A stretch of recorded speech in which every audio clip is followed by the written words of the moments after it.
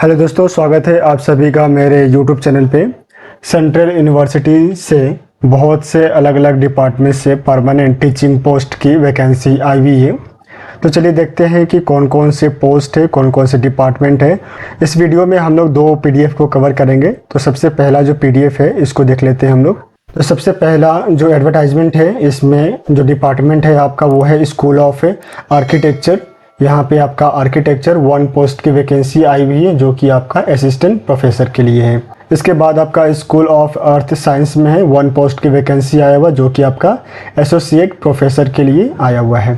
Third number पे आपका school of life science, इसमें आपका बायोकेमिस्ट्री में 1 पोस्ट है, माइक्रोबायोलॉजी में 1 पोस्ट है, बायोटेक्नोलॉजी में 1 पोस्ट है, और तीनों ही जो है आपका असिस्टेंट प्रोफेसर के लिए आया हुआ है। इसके बाद जो नेक्स्ट स्कूल है वो है आपका school of commerce and management. इसमें आपका पहला जो है वो है कॉमर्स में आपका 1 पोस्ट है, जो कि आपका प्रोफेसर के लिए आया हुआ है।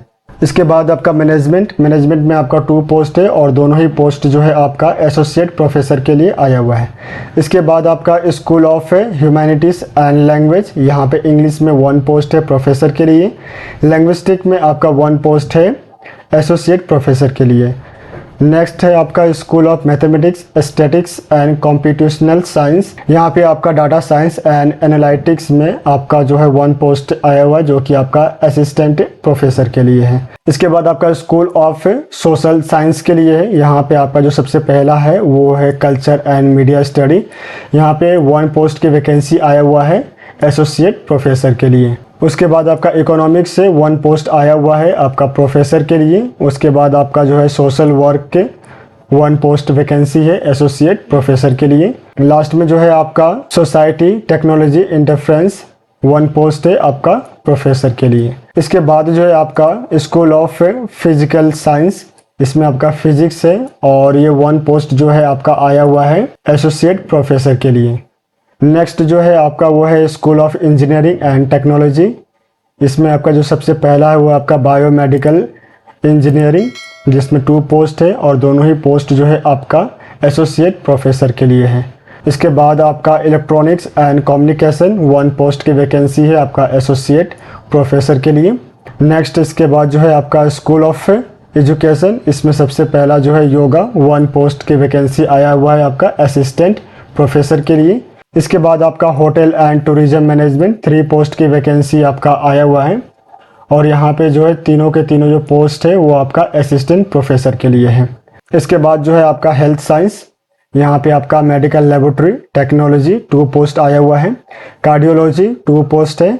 Neuro science 3 post.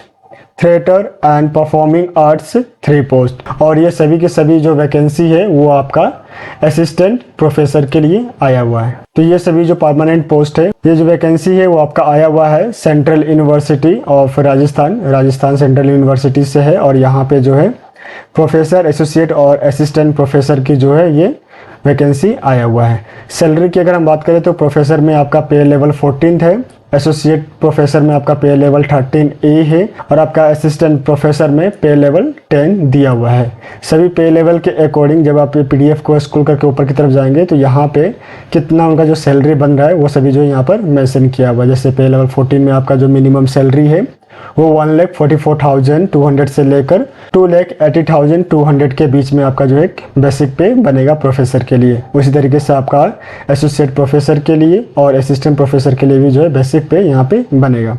इसके बाद हम लोग एप्लीकेशन फ़ी की अगर हम बात करें तो यहाँ पे जो है एप्लीकेशन फ़ी दिया हुआ है 1500 रुपीज़ जो है आपका लग रहा है यहाँ पे अनरिजर्व कैटेगरी, EWS और OBC कैटेगरी कैंडिडेट के लिए।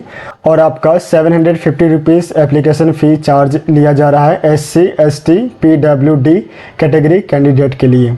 लास्ट डेट जो है यहाँ पे अप्लाई करने का और जो आपका एप्लीकेशन उसको रिसिप्ट करने का वो है आपका May 30, 2024। जब आप इस पीडीएफ को स्क्रॉल करके नीचे की तरफ जाएंगे तो हमने जितने भी जो ये पोस्ट कवर किए हैं, इन सभी पोस्ट के लिए जो मिनिमम क्वालिफिकेशंस होनी चाहिए वो सभी क्वालिफिकेशंस से जो है यहाँ पर मेंशन किया हुआ है। इसके बाद जो है हम लोग सेकंड पीडीएफ को देख लेते हैं। ये आपका सेकंड पीडीएफ है जो कि आपका स्कूल ऑफ स्पोर्ट्स साइंस से है। यहाँ पे आपका स्पोर्ट्स बायोमैकेनिक्स में आपका 5 पोस्ट आया हुआ है, जिसमें आपका प्रोफेसर में 1 पोस्ट है एससी कैटेगरी में, एसोसिएट प्रोफेसर में 1 पोस्ट है आपका अनरिजर्व कैटेगरी में, और असिस्टेंट प्रोफेसर के लिए 3 पोस्ट है, 1 आपका अनरिजर्व कैटेगरी में, 1 एससी कैटेगरी में और 1 जो है आपका ओबीसी कैटेगरी में।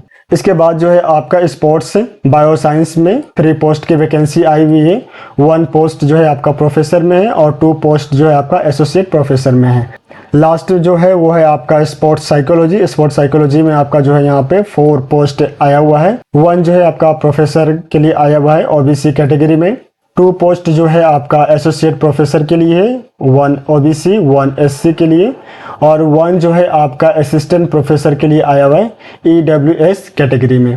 यहाँ पे जो पे लेवल है वो भी सेम है, प्रोफेसर के लिए भी जो 14 थे जैसा हमने पहले पीडीएफ में देखा, उसी तरीके से आपका एसोसिएट और असिस्टेंट प्रोफेसर का भी जो पे लेवल है वो सेम है। और ये दोनों ही जो रिक्रूटमेंट एडवर्टाइजमेंट है वो आपका आया हुआ है सेंट्रल यूनिवर्सिटी ऑफ राजस्थान से। जब आप इस पीडीएफ को स्क्रॉल करके नीचे की तरफ जाएंगे तो यहाँ पे जितने भी जो पोस्ट अभी हमने कवर किए हैं उनके जो मिनिमम और एसेंशियल जो क्वालिफिकेशन होनी चाहिए, जो एलिजिबिलिटी होनी चाहिए, वो सभी जो है यहाँ पर मेंशन किया हुआ है। तो बिफोर अप्लाई जितने भी जो मिनिमम क्वालिफिकेशंस हैं, जो टर्म एंड कंडीशंस यहाँ पे रखे गए हैं, उनको आप एक बार अपने बिहाफ पे जरूर स्टडी करें। स्टडी करने के बाद ही जो है आप अप्लाई करें। आप सभी को ऑल द बेस्ट। मिलते हैं नेक्स्ट वीडियो में। धन्यवाद।